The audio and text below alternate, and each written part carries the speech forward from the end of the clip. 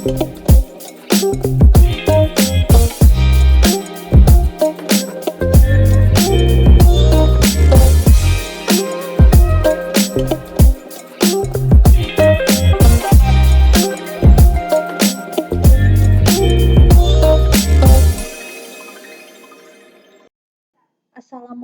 warahmatullahi wabarakatuh.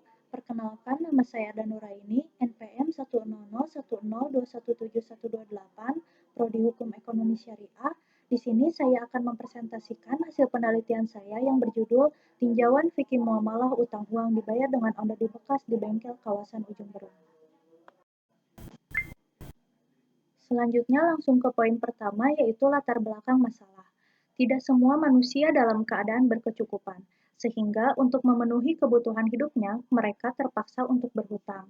Utang piutang menurut ulama Hanafiyah adalah harta yang diberikan kepada pihak lain yang memiliki padanan di publik dan akan dikembalikan atau mengembalikannya dengan nilai yang sama pada suatu hari nanti. Utang piutang merupakan akad sosial dan murni tolong-menolong, sehingga di dalamnya tidak boleh untuk menarik manfaat atau keuntungan di dalamnya.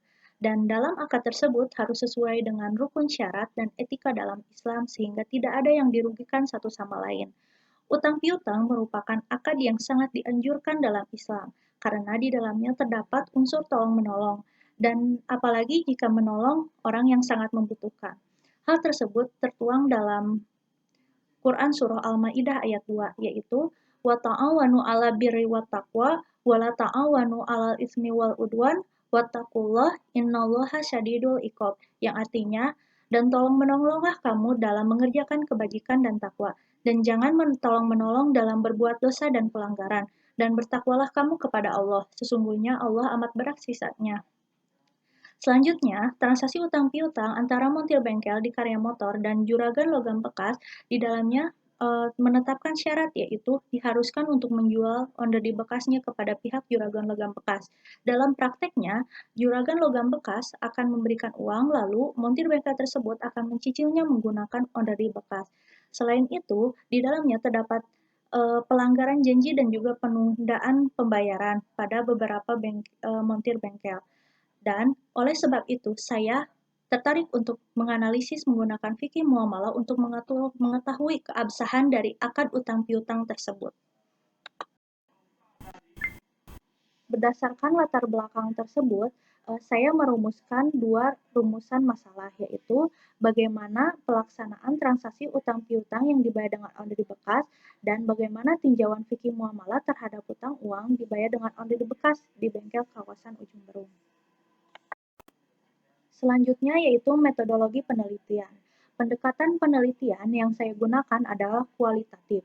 Lalu jenis penelitian yang saya gunakan adalah penelitian lapangan, dan sumber data penelitian yang saya pakai adalah data primer dan data sekunder. Data primer saya dapatkan langsung dari pihak pertama dan data sekunder saya dapatkan dari pihak kedua. Lalu, teknik pengumpulan data saya ambil dari observasi, wawancara, dan studi pustaka, dan teknik analisis data saya menggunakan model Mills and Haberman, yaitu reduksi data, data display, dan kesimpulan. Selanjutnya, hasil penelitian yang saya dapatkan adalah berdasarkan fikih muamalah, akad utang piutang tersebut sudah sesuai dengan rukun utang piutang, karena di dalamnya terdapat orang yang berhutang, orang yang memberikan hutang, harta yang dihutangkan, serta sigot atau ijab kabul. Selanjutnya, cicilan tidak diberitahu karena keduanya saling mempercayai. Tetapi, jika montir bengkel tersebut ingin mengetahui berapa sisa utang maupun berapa pembayaran yang telah ia bayar, maka pihak juragan logam bekas akan memberitahunya. Selanjutnya, pengambilan manfaat yang ditetapkan oleh pemberi pinjaman merupakan hal yang diperbolehkan. Menurut ulama Syafi'iyah, pertukaran benda tidak sejenis yang tergolong jauh seperti kurma dan juga emas dalam pertukaran diperbolehkan tambahan karena di dalamnya tidak dikategorikan ke dalam riba fadl. Selanjutnya, pertukaran tersebut diperbolehkan secara tangguh. Lalu, menurut ulama Hanafiyah juga, letak keharaman riba qard, yaitu di dalamnya terdapat riba fadl, sehingga hal tersebut diperbolehkan. Tetapi, dalam akad ini, terdapat pelanggaran janji oleh beberapa montir dan juga adanya penundaan pembayaran yang diakibatkan oleh juragan logam bekas yang tidak memberikan batasan waktu dalam pembayaran hutang. Kesimpulan yang saya dapatkan dari penelitian ini adalah, dalam prakteknya cicilan utang tidak diberitahu karena keduanya saling mempercayai. Tetapi, jika montir bengkel tersebut ingin tahu, maka juragan logam bekas akan memberitahunya. Selanjutnya, syarat yang ditentukan oleh juragan logam bekas adalah diwajibkan untuk menjual onderdil bekasnya kepada juragan logam bekas tersebut. Dan dalam transaksi ini tidak diberi batasan waktu dalam pembayaran hutang. Selanjutnya, berdasarkan fikih muamalah, rukun utang piutang tersebut sudah sesuai. Syarat yang diberikan tidak mengandung riba fadl dan juga dalam pencampuran akadnya tidak terdapat rekayasa maupun tambahan harga, sehingga transaksi tersebut sah. Namun, adanya pelanggaran dan penundaan dalam pembayaran utang piutang sehingga tidak sesuai dengan etika utang piutang dalam Islam.